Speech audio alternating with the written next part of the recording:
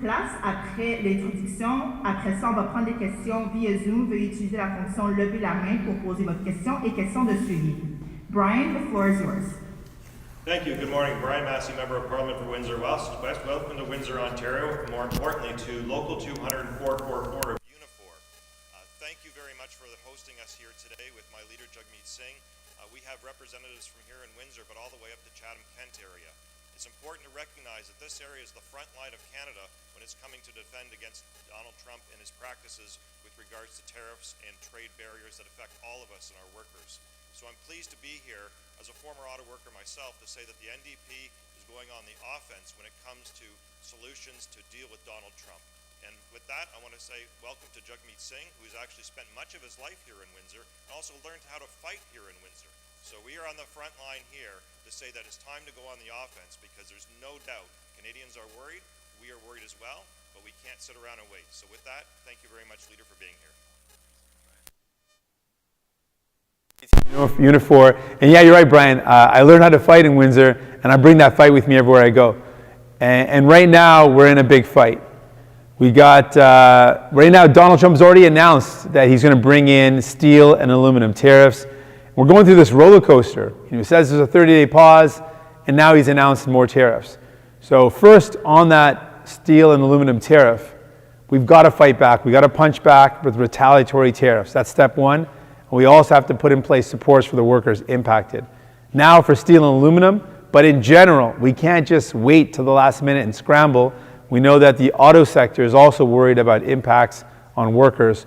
Our first priority is to stop these tariffs, but then alongside that, we're going to make sure we don't let workers bear the brunt of it, so workers get supported. And I've been speaking to a lot of Canadians about how they feel about what Donald Trump's doing. Of course, there's worry, but now Canadians are pissed off. They feel insulted. You know, we were good neighbors. We worked together to build a good economy, and Donald Trump has insulted us. People feel offended at this idea of the 51st state. So Canadians on their own are already taking action. They're saying, we're going to buy Canadian, we're going to boycott American. And I want to acknowledge all the Canadians making that decision. Thank you for doing that. It's the right thing to do. We want to make it easier for Canadians to make that choice. So if you're making a big purchase, like buying a car, probably one of the biggest purchases in your life, we want to support Canadians who want to buy Canadian by bringing back the rebate on electric vehicles. We want to double it for Canadian vehicles. So $10,000 rebate if you buy a vehicle made in Canada. We're here in the automotive capital of Canada. I think it's very fitting to make that announcement to support Canadians who want to support workers building the important things that we have in our own country. So to do that, we're going to support you with a $10,000 rebate. Let's buy Canadian. Let's buy Canadian vehicles. We also want to punch back against those that are taking shots at our sovereignty.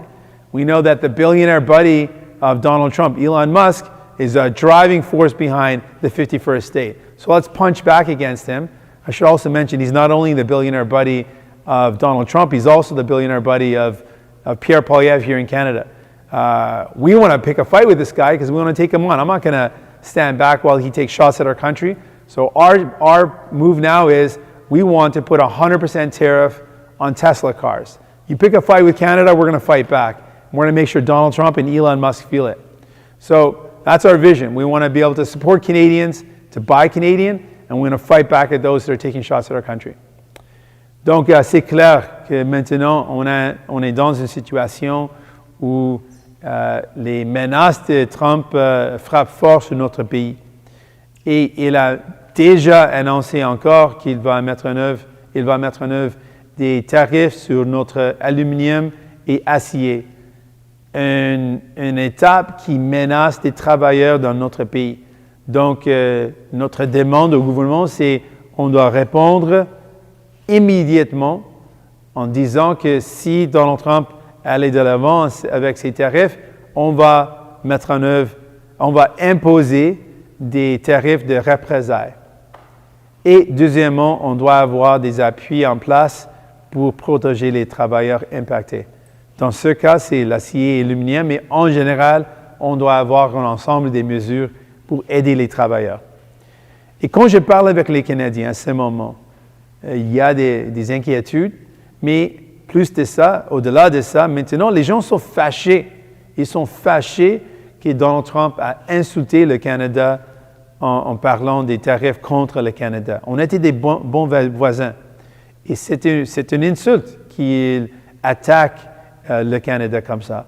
Donc les Canadiens ont déjà décidé qu'on va boycotter les produits des États-Unis et on va acheter les produits canadiens.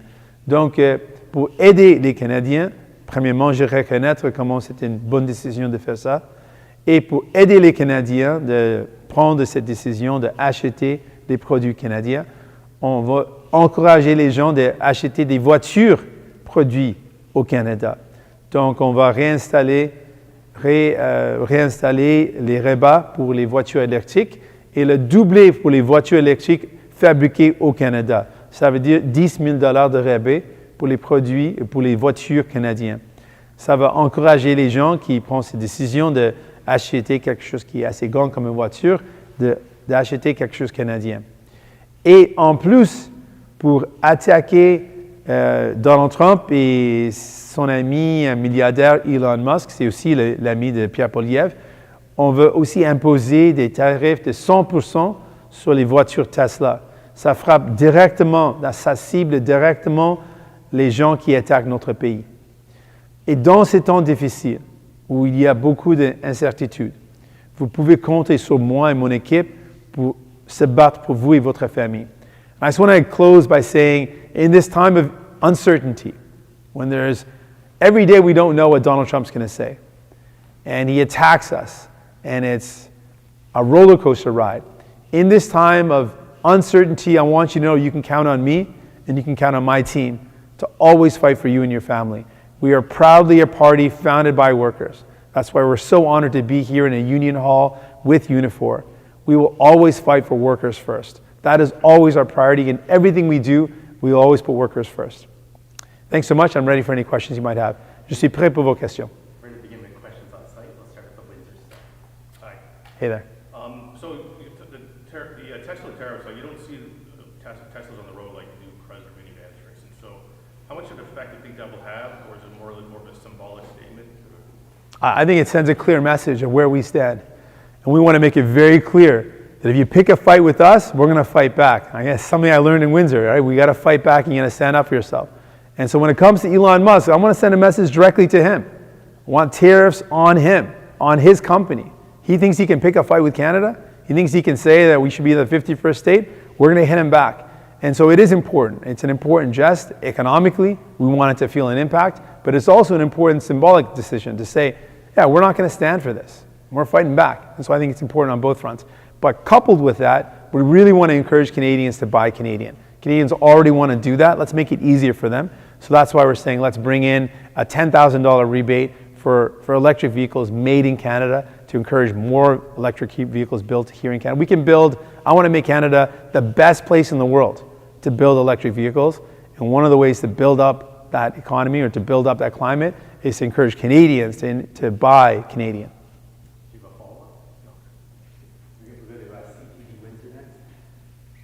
What will your government prioritize? Bringing down the Trudeau government to get to an election sooner, or finding a way to work together to fight against Donald Trump with some real meaningful measures? Well, I mean, we could do that right now. And I want to make this very clear. And we've called for Parliament to be recalled because it can happen right now. We could have Parliament back in session right now. And then the government prioritizes which bills come forward. So if they're serious about a package of supports to help us fight back against Donald Trump and to support workers, they could prioritize that and put that before the House as the first thing we vote on. And of course, at a time when we're threatened by a trade war, a war that we did not want to start, but one that we have to fight back, then I can't imagine any opposition leader opposing measures to fight back against Donald Trump and to support workers. Well, I guess there's one guy I would imagine that wouldn't support that, it's Pierre Poilievre, but otherwise I can see all opposition leaders would be on side with defending Canada and supporting workers. And so that's up to the Liberals. If they want to recall Parliament, I've said do it. Recall Parliament and let's get to work to put in supports for workers. Pierre Poilievre said recall Parliament, and he doesn't want to get anything done though. He doesn't want to work on anything. He just said recall Parliament. I'm saying let's recall it, get supports in place. There are going to be, by law, confidence votes at the end of March. I'm voting against the government then. We still have 2 months. 2 months to bring in laws, protections, supports. Let's get those done. Good to see you, Stephen. Hi, Jacob CDC. Hey there. One of the focuses of Donald Trump seems to be reshoring these jobs in America. Obviously, Windsor has a big stake in that, given the number of automotive jobs here. So what would you do in the long term to protect against that idea of reshoring? Well, one of the things that has become very clear is we are vulnerable because we rely so heavily on one trading partner. So for the long-term sustainability of our country, we must diversify our commercial relations. We have to sell to more countries. We can't rely on one partner, and if that partner becomes unreliable, it jeopardizes workers, it jeopardizes our economy. We cannot let that happen again. So while we are very proud that we've built a strong economy and we have strong ties with the United States, we need to diversify that. There's lots of places we can sell. We should be selling more to the European Union. We could be working more closely with Latin America. Mexico is in a very similar position to us. We find ourselves like we should be in a position of allyship. We should be allies with Mexico in these circumstances. So there's lots of things we can do to diversify. We also need in general to build more of what we need in our own country. Manufacturing in Canada has to be strong. And one of the ways that we can strengthen manufacturing in our own country is to change the rules around procurement. We could say if we're spending public money, so if we're buying stuff at the federal level, we got to first buy stuff that's made in Canada. That would encourage more industries in Canada, knowing that there's going to be contracts for them. We also know that there's a lot of infrastructure projects. We build bridges, we build roads, we build big infrastructure projects. We can require that in those infrastructure projects, the content, so the steel and aluminum and the other things that we need, the wood, are Canadian content. That again is another way for us to support Canadian industry, Canadian manufacturing. We need to shore up our own economy to build up a strong, resilient Canada, so building more of what we need here, and we need to diversify where we sell. We need to always put workers first in every decision we make. Yeah. Just if you can just drill down on the Tesla tariff idea a little bit, how would that work? Are you talking about new cars coming into the country? And also, there's a certain amount of presence of Tesla in Canada. And do you feel like it would jeopardize that? Yeah, I hope so. That's the whole plan, the whole idea. I mean, jobs. Our plan is to hit back. I mean, Elon Musk has been very loud, very vocal, attacking our country. We're not going to let that stand. So if you're going to take a shot at us, we're going to fight back. I want folks to know that. I want Elon Musk to know that. I want Donald Trump to know that. We're going to fight back. We're not going to take this standing and we're sitting down. We're going to stand up and fight back. So Elon Musk thinks he can tweet off whatever he wants. Yeah, we're going to fight back. We're going to put a tariff on you then. And I want that to be something that impacts him. I want that to be something that he feels in the pocketbook. We want to make sure that it hurts, and then we use any revenue that we get from that to go back to support workers, to go back in towards a package to make sure that our economy is strong. So yeah, I want that to be felt, and I want Tesla, and I want Donald Trump and Elon Musk to know, you pick a fight, we're fighting back.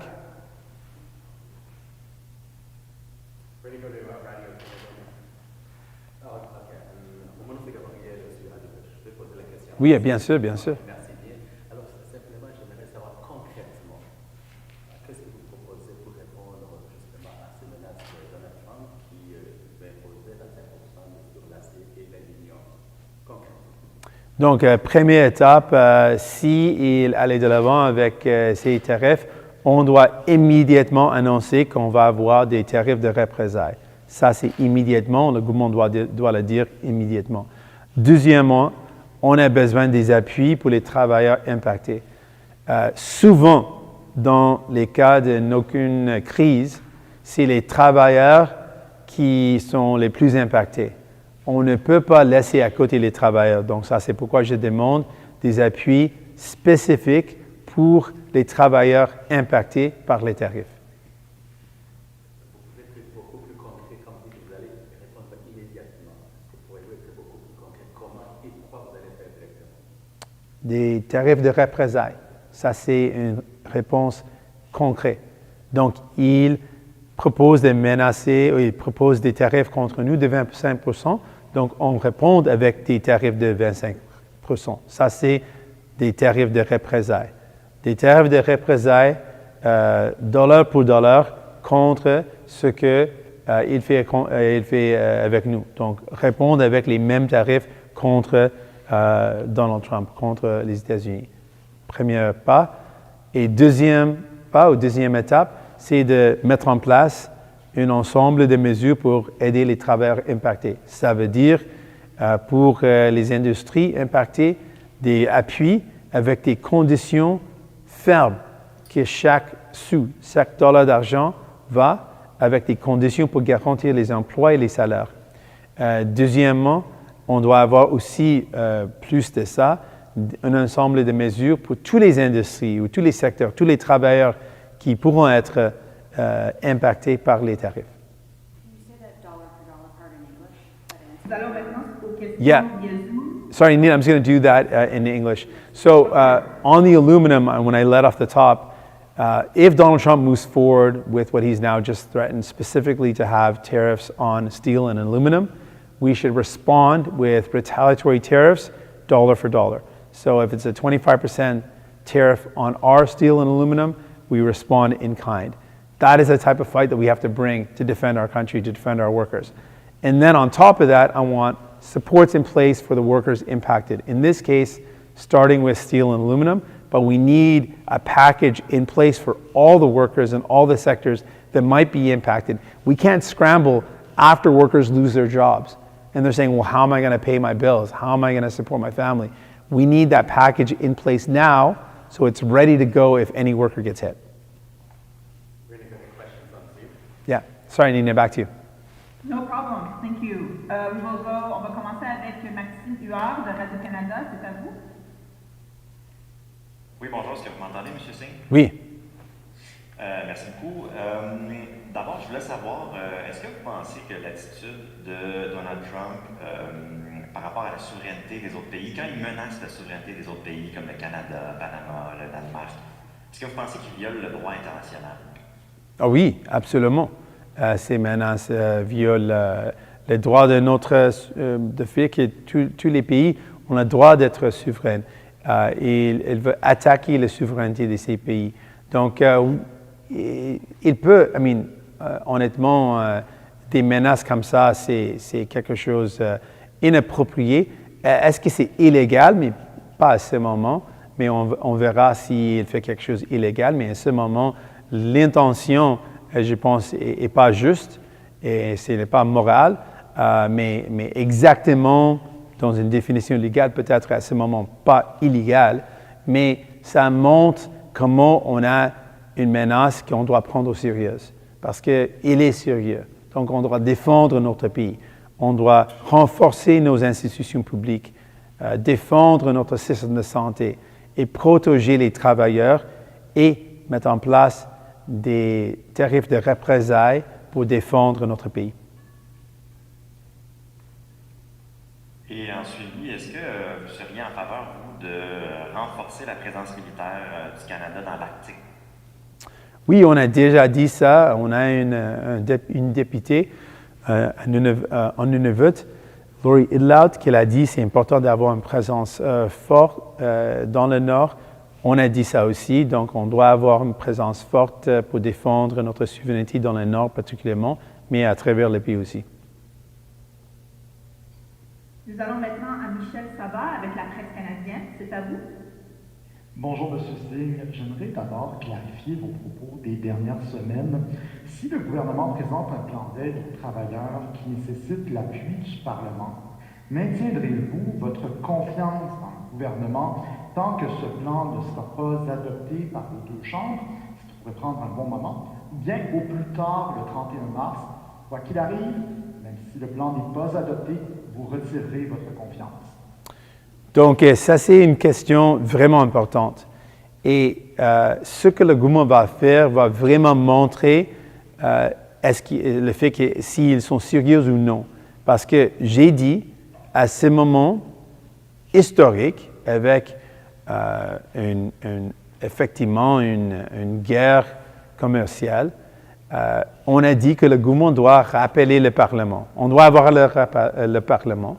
Et puis, j'ai dit que, et je encore répète, si le gouvernement est sérieux et ils veulent aller devant avec un ensemble de mesures pour aider les travailleurs des autres outils pour faire face ou pour répondre aux menaces de Donald Trump, présente-les. Présente ces propos dans le Parlement et je ne peux pas imaginer qu'une partie d'opposition va opposer des mesures pour aider les travailleurs, sauf les conservateurs et Pierre Poilievre qui est contre les protections pour les travailleurs, mais tous les autres chefs de partis d'opposition sont d'accord avec l'idée de défendre notre pays et de défendre les travailleurs. Donc, si le gouvernement est sérieux, il peut le faire. On a 2 mois. On a le temps de le faire. Et on peut le passer rapidement parce que c'est une situation urgente. On a déjà vu des pertes des emplois. Donc, si le gouvernement est sérieux, il peut mettre en œuvre ou il peut proposer des mesures pour aider les travailleurs. C'est quelque chose que tout le monde sont d'accord, sauf les conservateurs et Pierre Poilievre, mais tout le monde va être d'accord et on peut le passer. Mais si le gouvernement attend jusqu'aux dernières minutes, ça veut dire qu'il n'est pas sérieux, parce que j'ai déjà dit je vais voter contre le gouvernement au fin de mars. S'ils sont sérieux, on a 2 mois pour faire quelque chose. Finalement, si le gouvernement attend 2 mois et les travailleurs perdent leurs emplois, on perd les industries au Canada, ça c'est un fight, un manque de leadership. C'est absolument inacceptable. Bon. Écoutez, on va passer à autre chose. Êtes-vous d'accord avec l'idée de M. Poilievre de sabrer l'aide étrangère pour financer la défense de l'Arctique? On doit investir davantage pour protéger le Nord. On doit investir davantage dans la force canadienne. C'est quelque chose qu'on doit faire. Pour nous, il y a plusieurs coupures qu'on peut faire. On a des subventions pétrolières, des milliards de dollars. On dépense des centaines de millions de dollars pour des gens qui sont dehors des services publics. Il y a plusieurs choses qu'on peut arrêter de faire pour avoir le revenu, pour investir davantage dans nos forces canadiennes. Donc, ça, c'est notre approche. Si on peut, comme un pays, on doit essayer de faire notre part pour aider le monde. Et pour moi, il y a plusieurs choses qu'on peut couper qui sont des dépenses pas nécessaires comme des subventions pétrolières, comme les utilisations des consultants privés. Il y a plusieurs choses qu'on peut couper et garder nos services, et garder nos programmes. Pas comme les conservateurs qui veulent couper pas seulement l'aide étrangère, ils veulent couper vos pensions, ils veulent couper les soins de santé, ils veulent couper les soins dentaires. Donc, c'est important de savoir toutes les coupures conservatrices de Pierre Poilievre vont coûter cher aux gens. I have a request for that answer in English, please, on military spending in the Arctic. Yeah, we absolutely need to be investing more in our military. I've said it before.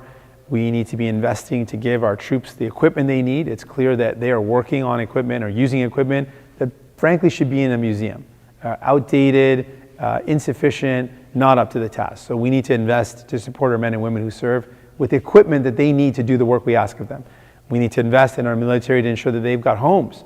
I've been to military bases, spoke to workers, spoke to armed forces members who say, we can't afford to live in the communities where we're serving on bases. So we need to build homes on bases where our men and women who serve can live.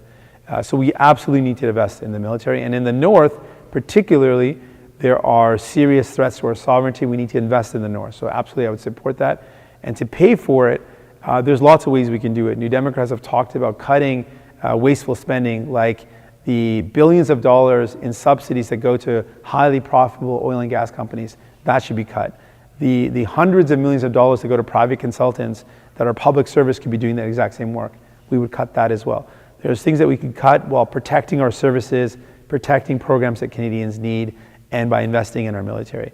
Unlike the Conservatives, who will cut the services you need. They've been very clear. Pierre Poilievre would cut your pensions. So for seniors, under Harper, you saw your pensions cut. He made you work 2 years longer. Pierre Poilievre wants to cut it even worse. For folks, that's going to cost seniors. He wants to cut health care. For people that rely on health care, he's going to make you pay out of pocket to get care that you need. He wants to privatize it, make you have to pay out of pocket. He wants to cut child care. He wants to cut the child benefit. He wants to cut, it's going to cost you. And so it's important for Canadians to know the choice in this election. New Democrats want to defend what we have and lower your bills. Conservatives want to cut the things that you need, and it's going to cost you more. So this is all the time that